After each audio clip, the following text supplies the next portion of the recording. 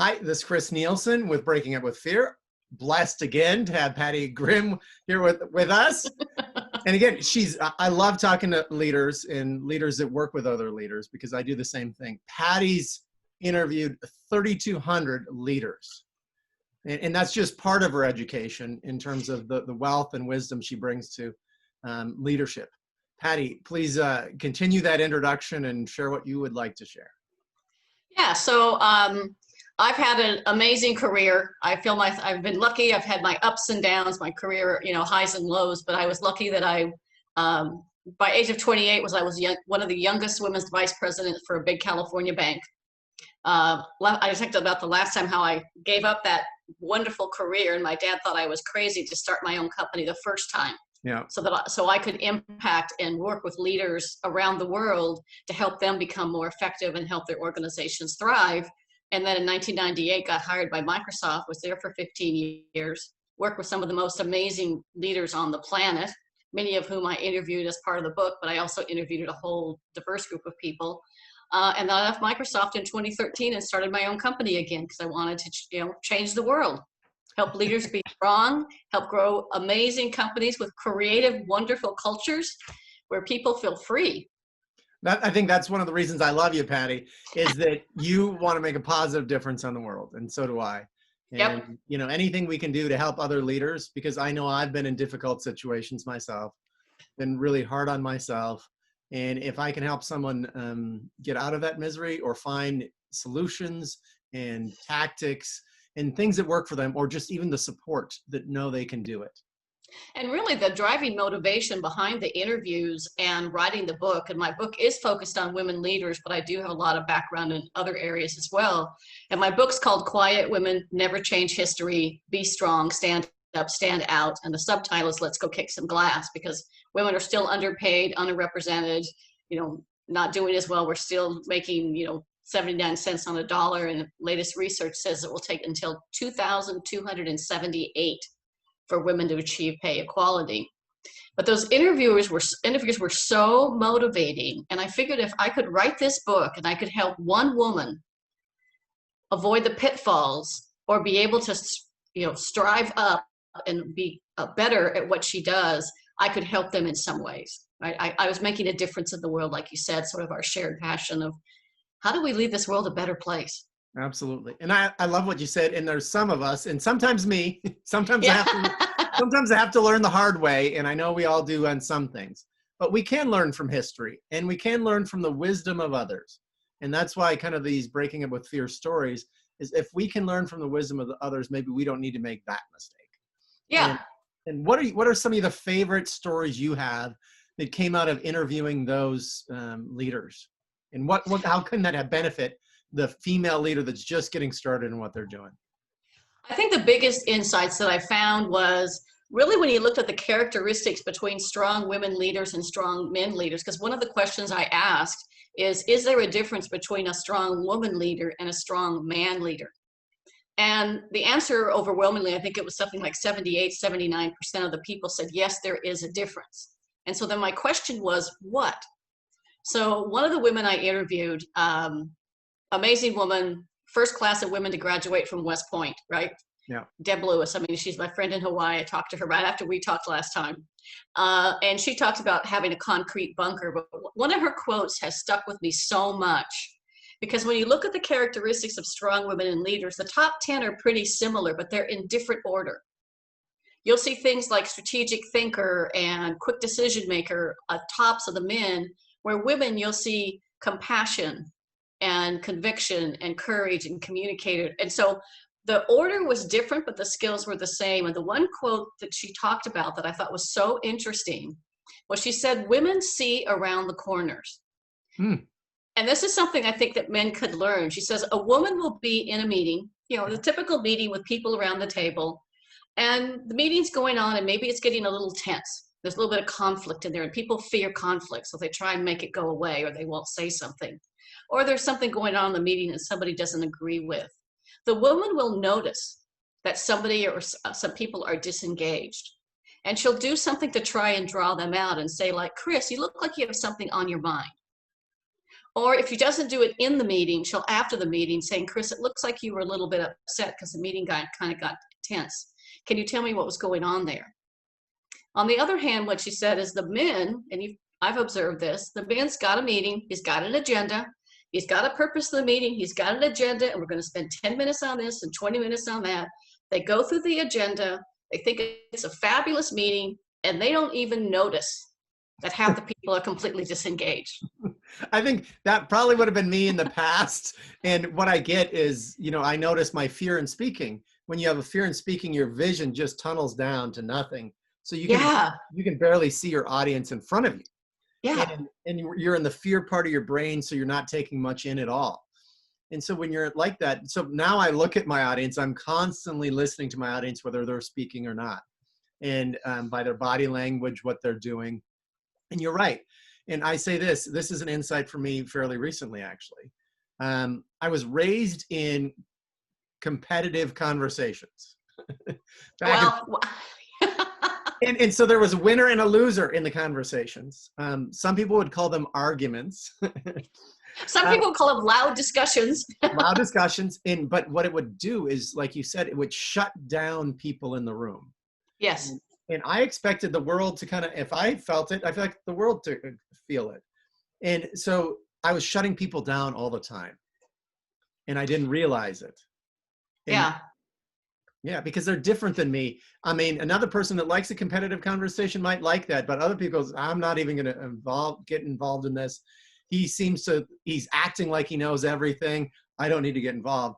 So I love that she could see and articulate that difference. Well, and I think the biggest thing, I think men or all leaders, because women can do this too. I can get very tunnel vision too. If you ever take those DISC profiles or those personality profiles, somebody that's very assertive and strong and can be very task focused is going to turn off that person that's more introverted, more quiet, that needs more time to think. You're going to have that conflict there. And what happens, it's the thing that a leader should fear is when people stop talking to them, when they stop bringing up controversial ideas or creativity. I love Brene Brown. If you know Brene Brown, I'm sure you do. Expand on what you just said, because I think it's for anyone listening. Leaders should want people to express their opinions, disagree with them. And if they're not, well, it's a kiss of death. Things shut down. Creativity and innovation goes away. So the leader needs to be vulnerable enough and not fear being vulnerable. They need to appear to be real, because vulnerability is the birthplace of innovation, creativity, and change, which in today's world, those are not nice to have things in your organizations. Those are mission critical. Right. As mission critical as getting that product out the door is how you can foster innovation, creativity, and change in the organization, to be able to change on a dime like we had to for COVID, by being a little bit more vulnerable. And I think we talked about this before. I think leaders fear being vulnerable. I think they really do. And I love Brene Brown too, because she asked the question. I love the question to our audience. Do you want to be vulnerable or courageous? And it's a trick question, obviously, because you can't be courageous without being vulnerable. But we would choose, yes, I want to be courageous, but no, I don't want to be vulnerable, because we feel like we're risking, we're showing we're taking a risk. People will think less of us because we're vulnerable. She also says that courage and comfort, you can't have both. Right, because if you're comfortable, it's not courageous. It's not courageous. Yeah, and you're right, because one of the things I share in my leadership, and I'm sure you do a version of the same thing, is you can't have innovation if your people don't feel safe. Exactly. Absolutely. The first time somebody gets their hand cut off for bringing up an idea, doesn't take long till people start keeping their hands in. Yeah. From all those leaders you've worked with, what have you heard that they've done to help their people feel safer in the workplace? One of the leaders I interviewed for my book, and it was kind of funny. I told people as I was interviewing them that I was going to, I was recording the information. I was writing down the things that they said, and they would get an opportunity to edit anything I said about them. And I said throughout the book, I'm only going to use people's first names, right? Well, there's a leader who I absolutely love at Microsoft. His name is Orlando Ayala. right? He was our country manager from Colombia. Used to be Mhm. in the Colombia military, right? He was a commander in the Colombian military. Amazing leader. Just the true EQ, IQ leader that could balance the two and knew when to play to which side of his strengths. He was incredibly funny because of his heavy Hispanic accent, and I'll probably send this to Orlando. But he told me when I interviewed him, if I didn't use his first and last name, he wasn't going to talk to me. Oh, I like that. And he was executive vice president. Couple of funny things about him is he was vulnerable because he had a very, very heavy Spanish accent, right? And he shared some things that were incredible in one event. I'll tell you about in a minute. But one of the things he talked about, because of his accent, he couldn't say certain words. So we'd have these big, big conferences with 35,000 employees from around the world once a year. And he'd be up on stage and he'd be yelling, "We need to fuck us, fuck us, fuck us." But he was trying to say focus, focus, focus.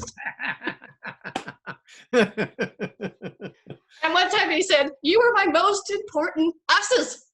And he was trying to say assets. Yes. So literally, we recorded a video of all the Orlando-isms. One of my favorites is he came into Microsoft Studio to film a video, and he was supposed to say the word spreadsheet. Well, it came out spreadsheet, right? So I said, "Say it slower, spreadsheet." I went, Excel. I finally just went, Excel. But what he did one time, he came into one of the meetings I was hosting at that global summit. I had about 200 leaders from all over the world for one of our divisions. And I wanted him to come in and do a session unplugged. Just an unplugged Orlando. This goes back 5-10 years before the unplugged was popular. So he came into the room, 200 people sitting there. He takes the chair, he turns it around backwards, he puts his baseball cap on backwards, and he sits down and says, "Let me tell you about how I almost lost my family, my life, and everything." Wow. Because he'd given everything to the company, and almost lost his wife and 2 daughters, and said he learned from his wife and 2 daughters the what he calls the 5 C's. I also learned this from Orlando. You don't want to have 6 or 7 things. You want to have 5 core values or 5 things, because if you have 6, you kind of go 1, 2, 3, 4, 5, 6, 7, 8, 9, 10. If you can do 5, right? So he Keep it in talked one about hand it. is what you're saying, right? Well, Just keep it to one hand. Yeah. So people ask you could go 1, 2, 3. Our values are 1, 2, 3, 4, 5. Yes. Right. So he talked about credibility and how. So it's 5 C's: credibility, and how credibility as a leader also relates to your capability. That people believe you're a capable, credible leader that they can trust.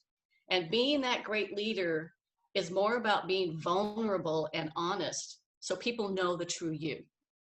Now, how many leaders do you know that would say that in front of 200 of their managers from around the world and literally put it out there? He literally almost started to cry during the time he was talking about his family. That's how vulnerable he was. I bet because of that, and here's what is that more of those people got to connect with him. And again, I think when leaders finally do it, it's like the first few times, if they see the positive that comes back, then you can do it again. But I think it's hard for a leader the first time to get real vulnerable like that.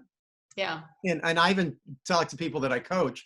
I go, there's times not to be vulnerable, because there's people that abuse being vulnerable. But there's times, and if you get comfortable in you and you're not mean to yourself, it's good to be vulnerable, because that allows people to connect. I bet you those people loved him so much more to come out like that. Oh, literally his credibility went skyrocketed. I mean, off the charts. Myself included would walk through hot coals for that man to this day. If he called me in this second and said, "I need you," I'd be there. Because anytime I asked him to be there, he was there. I love that. And that's, a wonderful question to who would go through fire for you? Who would do the risk for you? And are you the type of leader that your people would do that? And I have to say, I'm still striving to be a better leader myself. Oh, yeah. And that's why I love interviewing leaders and learning from them. So I'm always looking to get better. Yeah, and I think there's probably, when we go back to whatever they're now calling the new normal, whatever the new world of work is going to be, now's the time to establish your credibility and be vulnerable and say, there were times when, I was pulling my hair out trying to help my kids with homeschooling and I couldn't understand their math, right? Because now it's all new math. There were times when I felt alone, but here's how I got through it, right? And so that takes courage. That's the second C. It takes courage to be vulnerable. It takes courage to speak the truth and tell people when things are good, when things are bad, and sometimes even when things are ugly. Because I heard Ken Blanchard recently, again, been around. I think Ken Blanchard's been around since the earth cooled. I hired him in the 80s when I worked in late 80s, early 90s when I worked at First Interstate Bank to be one of our speakers. Yeah. And he was fabulous. He was fabulous. And he talks about being a vulnerable leader and also too about being able to be genuine in who you are so that people understand where you're coming from, and that you need to tell people the truth, because if they don't, they're going to make up stuff and it's going to be far worse than probably what the truth is. So that takes courage. I love this. I got this from going to Disneyland with a group of friends, is that they use the dark constantly to create suspense in the unknown. And because, and that's today, leaders, if you're not over communicating or communicating at least, your people are filling in the blank with something. And often because of the human brain, the way it works, we're putting a negative thing in that blank. Yeah. So that's the third C, is communication. Okay. Being able to be open in the communication and the way you're being disclosive with people, because like you said, if they don't have the truth, they make it up. Yeah. And what we make up is so much worse than what probably reality or the truth is. It can absolutely be. And in communication, I think as a leader, we can always improve our communication.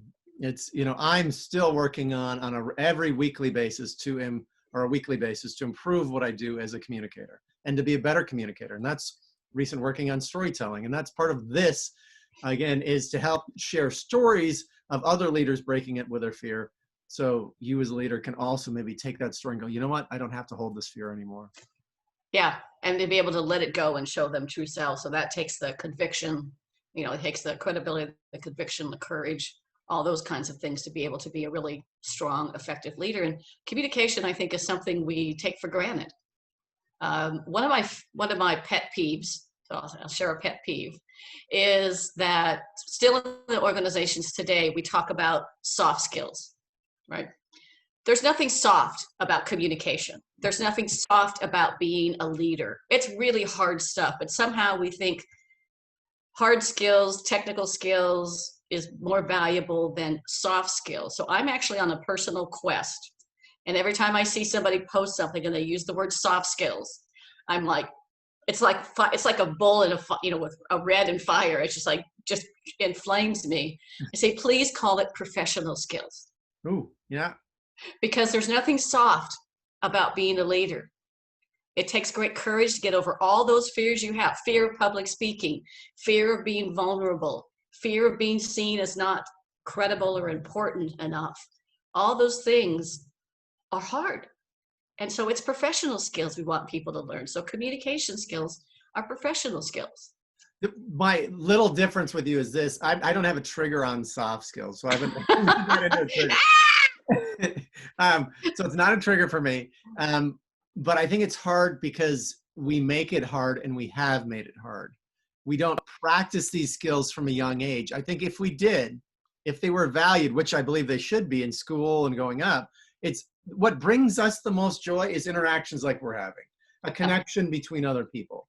And they label them soft skills. I like your professional skills, but I'd even call them human skills.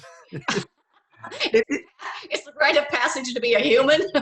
Well, no, you don't even have to learn them to be a human. But if you want to be a human, like I like this idea. If you want to be a world-class human being, develop your soft skills, develop your communication skills, develop your connecting skills.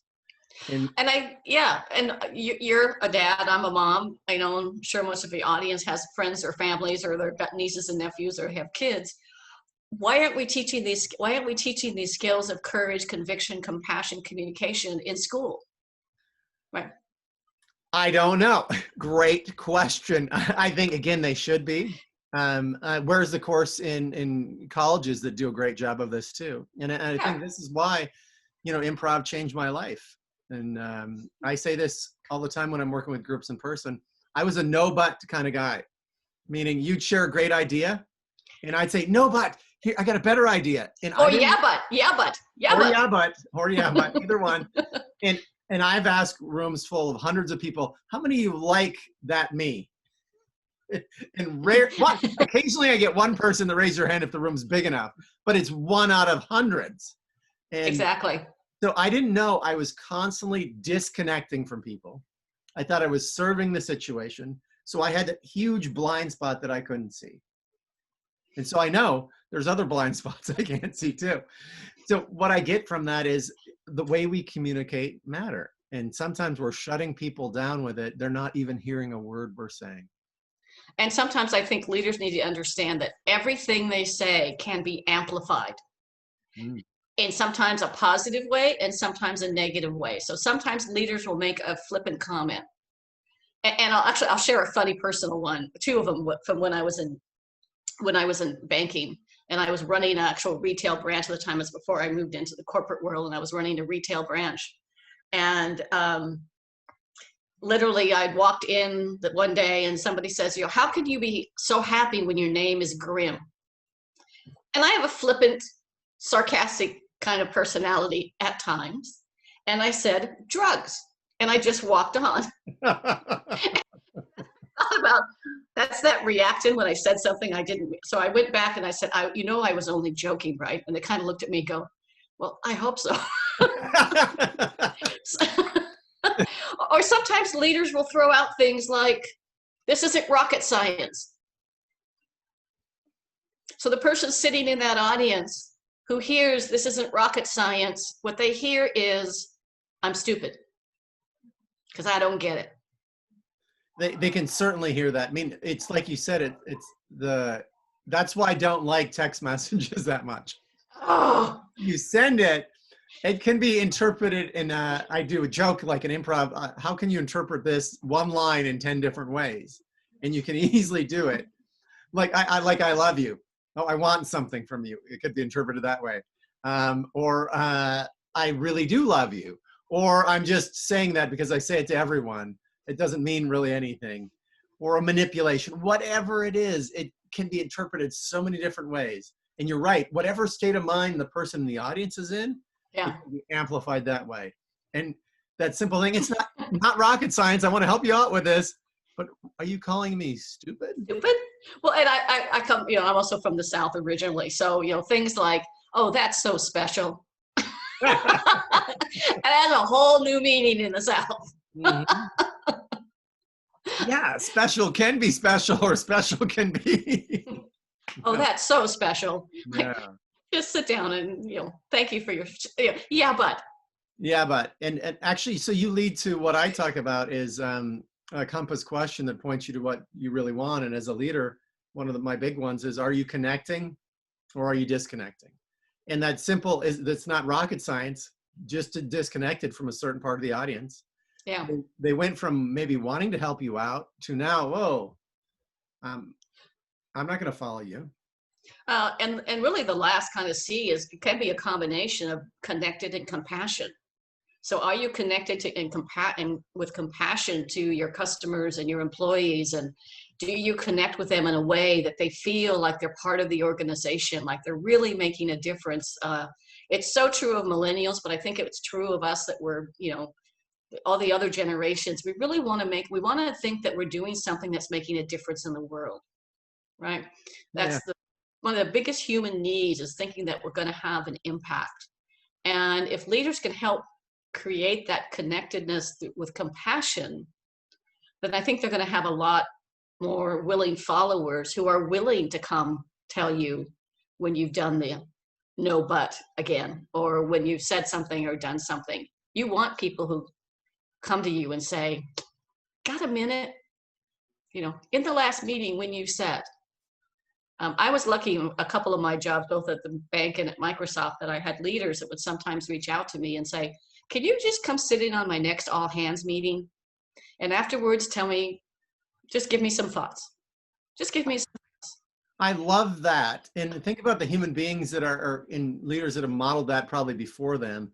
to do that? Because we can't see everything. So I would love to hear, how did you encourage that in other leaders, or what did you maybe share? Because I love compassion.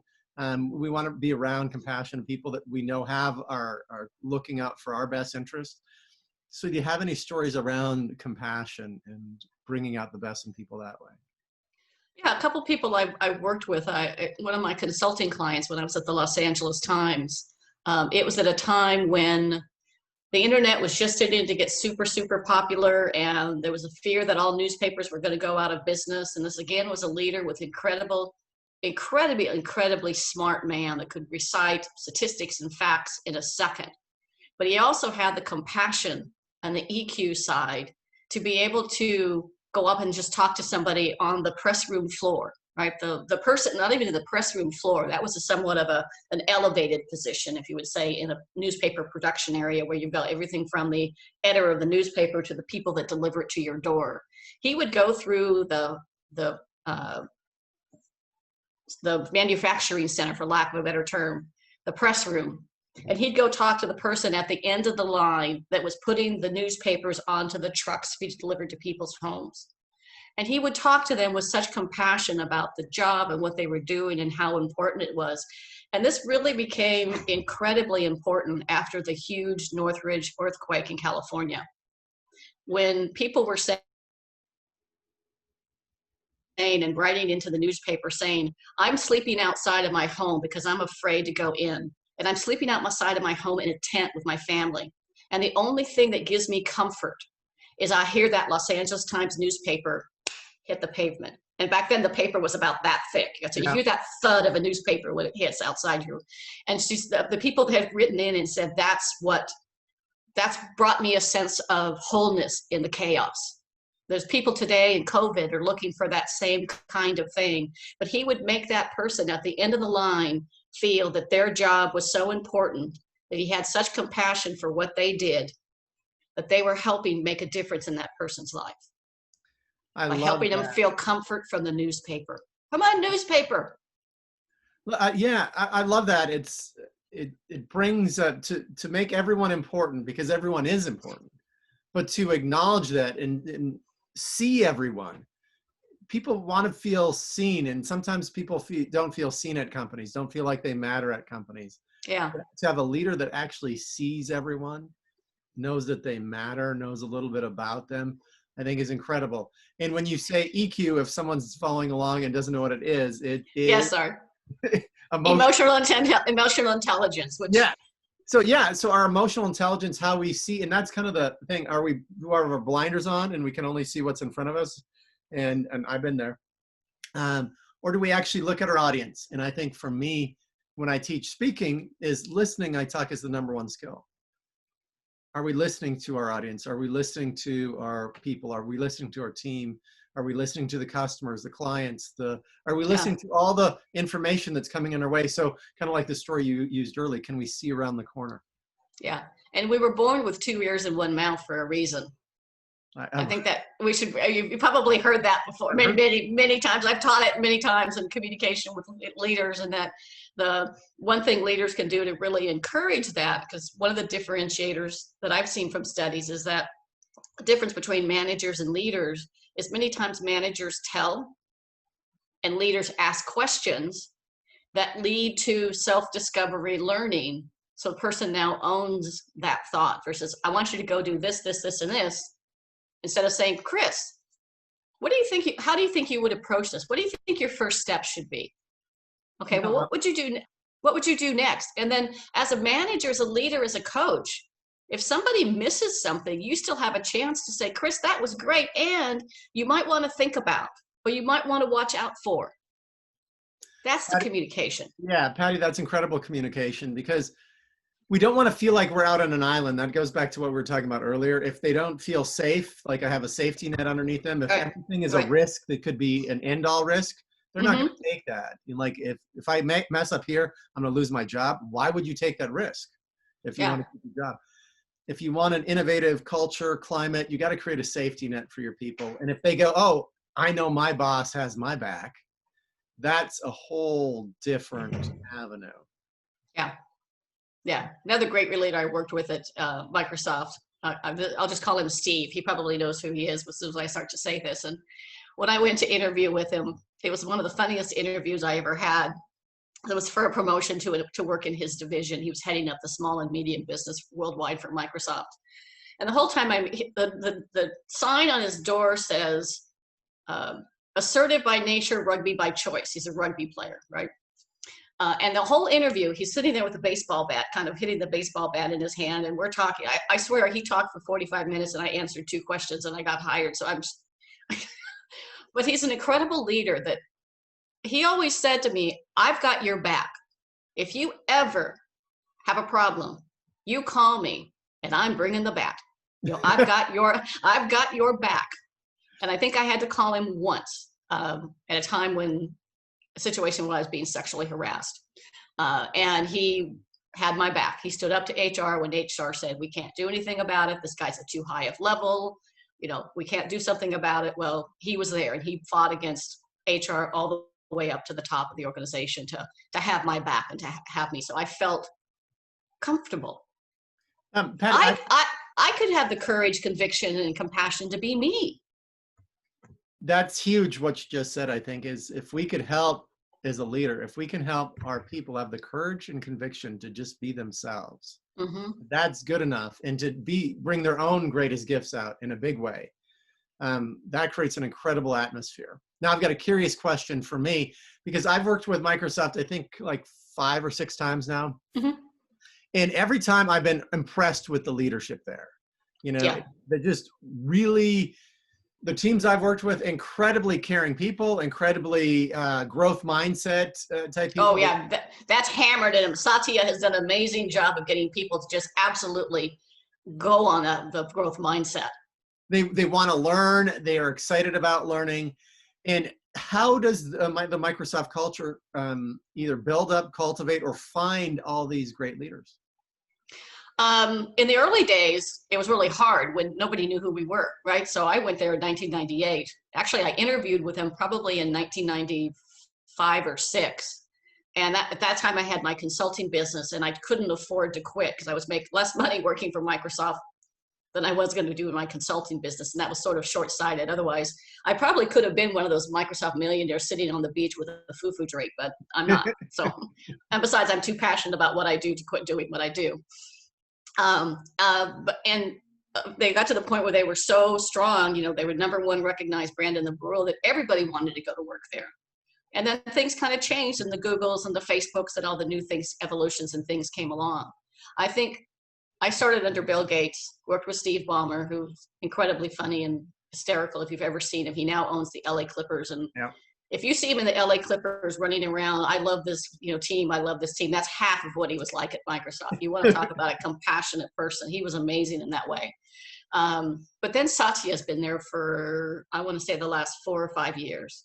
And he has turned the company back around to this culture of courage, conviction, growth mindset, compassion, holding people accountable.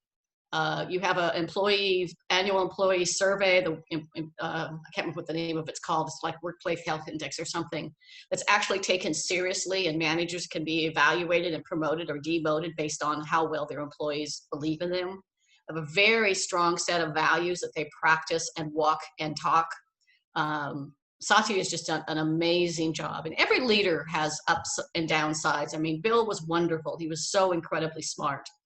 And he also had the balance of bringing in somebody else like a Ballmer that was going to go in sales and marketing side. So as a leader, he knew that wasn't his strength. So he brought in somebody else. Yeah. So they bring in great, talented people. And you truly know that when you work there, you're trying to change the world. So one of my jobs, I have a couple strange jobs there, but one of my jobs is I used to run or be in the executive briefing center, and I would do tours of executives at the Microsoft home and show them the home of the future. And literally in 2000, everything you have in your home today, I was demonstrating in 2000. Your remote control is the exact same remote control I was using in 2000 to run Xbox before it came out, or to run different things. We literally had a talking refrigerator. that I could walk up to the refrigerator and I could say, Astro, do we have any Snapple in the house? And they would answer back, no, you need more Snapple. One of the funny ones is we literally had a treadmill with a laptop duct tape to it. And that was our version of the, Nordic tracks before they came out. Yeah. All this. I wanted to go what Satya, I read or I listened to his book on Audible, and I was just really impressed. And what it felt to me is that he had an abundance mindset. Absolutely. And he's taken that leadership team and changed it to be, and I think it's in the book, or it's actually might be in Patrick's, the table group guy, Patrick Leon. His new book, The Advantage, talks about how the first leadership team meeting they had, there was no business. It was people standing up and saying, here's who I am and what I stand for. It was all about being vulnerable and being themselves with their peers, which had never happened before, right? Being vulnerable and open to that. That's a big thing out of also the book, The $1 Trillion Coach, which talks about, I think, Bill Campbell, which was a coach to many, like Steve Jobs, was coach to the people at Google. Right. Was written by, I think, one of the Google presidents. Talking about the first thing to do is connect with people. It talks about, again, the connection. If you have that connection with the people, they're going to go the extra mile or 10 miles from you. But, and part of that job is we also, at that time, it was called Take Your Daughters to Work Day. So every year, now it's called Take Your Kids to Work Day. Every year we'd have girls come through this tour of this Microsoft home, and I would take them on the tour of the Microsoft home, and then I would sit them down in the entertainment room and show them Xbox when it was kind of still smoke and mirrors. It wasn't quite ready for prime time yet. And I talked to him, I said, one of my jobs at one time, I worked at Mattel and I worked in the Barbie division, right? Coolest job in the world, right? And our vision at the time with the Barbie division was to create memories today, tomorrow, and forever. But in essence, you're making a doll. And my encouragement to these young girls, because we were trying to get young girls to go into STEM careers, science, technology, engineering, and math, was to say, you can get a million careers where you can make a difference, or you can come work for a technology company where you can change the world. And you do, because you create a program that a child who can't see can text and communicate with their friends and family as fast or better than somebody who can see. You create ways for people to hear. When we first started the talking refrigerator, it didn't recognize female voices. Wow. So if I wanted to ask the refrigerator, did we have any Snapple in the house? I literally would have to go, do we have any Snapple in the house? Well, I could talk to you forever. And one of the things, it reminds me of with Satya, and it came out, and just love your comment on it. Yeah. One of my compass questions now is, for me, I use it for myself all the time. Am I coming from abundance or scarcity? And I felt it was a Microsoft partners meeting where I was speaking at training. And I felt like their attitude was, now the way Microsoft is being run now, it is really coming from abundance. And how can we help our partners excel? Yes. And in the beginning, it was like, if I walked into Microsoft building campus with an Apple phone, I was afraid I was going to blow up, or somebody was going to be there and going to shoot me or grab it out of my hand and throw it away. Yeah. I mean, we weren't allowed to use Google. We had to, we were supposed to use Bing. It was before it was called Bing. I can't remember what it was called before Bing, but that's changed, because now it's like, it's not that it's a limited pie. It's a pie that abundant, that can be shared and grow bigger, where there's more than enough for everybody. So I love what you just said there too. And I think when people see the world as scarce, this is all there is, you fight for what is there.